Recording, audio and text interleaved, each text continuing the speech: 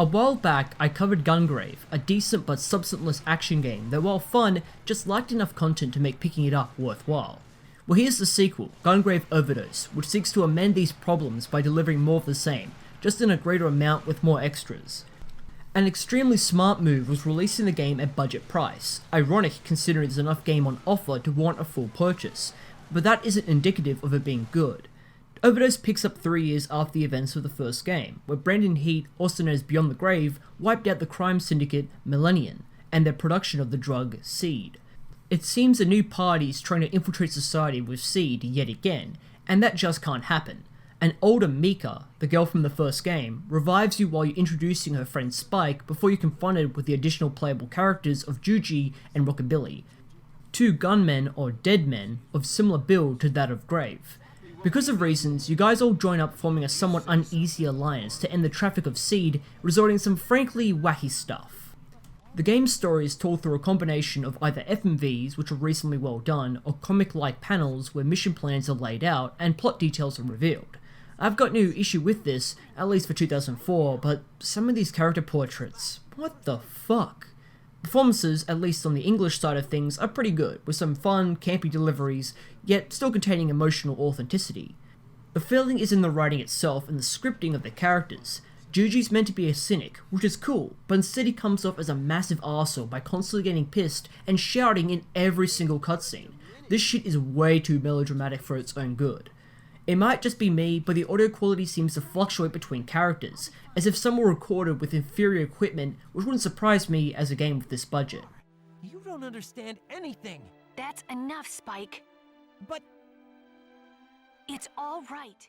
But who cares for the story? Gungrave's big claim to fame is its constant action, bullets going in every direction, constant carnage with 2 massive hand cannons, which you get to use in abundance.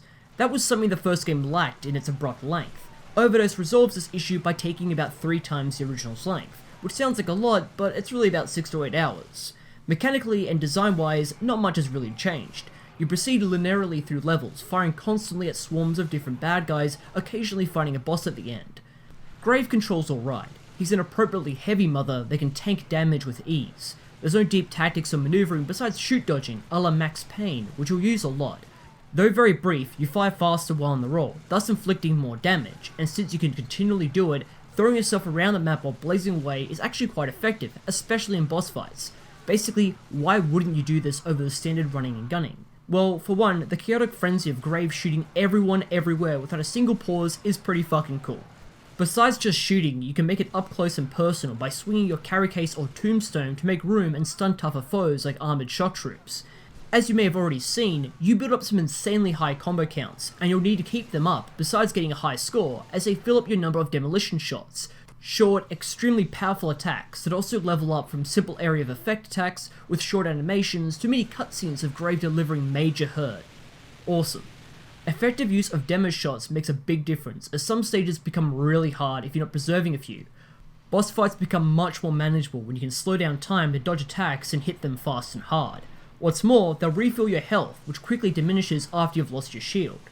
Now, while you can play defensively, it's unrecommended. There's lots of enemies you need dispatching, so standing still doesn't do you any favours.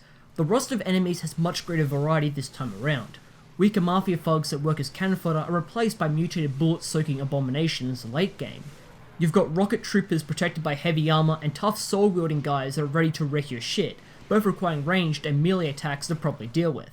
The game now throws vehicles like APCs and helicopters at you that, like everything else, must be destroyed in almost wanton fashion. At first it's pretty easy going, but the game's difficulty quickly spikes up when you start fighting heavily armed mercenaries that are very capable of killing you.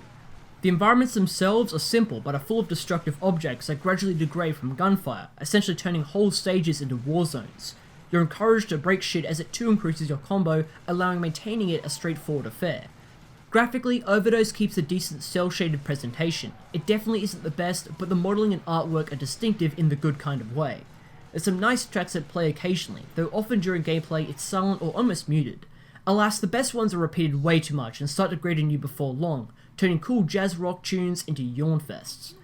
After beating the game, you can play through it again as either Rockabilly or Juji, each having their own unlockables and moves. They're a welcome addition even if the levels are still the same with only altered dialogue. Juji has a sweet katana and dual pistols, and Billy uses his guitar to somehow zap people. I would have preferred if they gave you the option to change characters between levels. It definitely would have freshened things up, as that's Overdose's biggest flaw, how samey it all feels. From the beginning to the end, the gameplay never really changes. You're moving forward tapping a single button. That's basically it. The shallowness in the gameplay is fine at first, but hours later, you'll yearn for something more. There aren't any complex riddles or secrets to uncover besides merely getting a high score or playing with a different yet functionally similar character.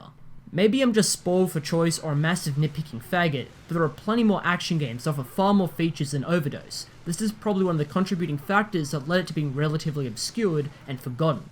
But if a simple, functional shooter with a bit of style is your cup of tea, then I can comfortably recommend it if you can still find it for a good price.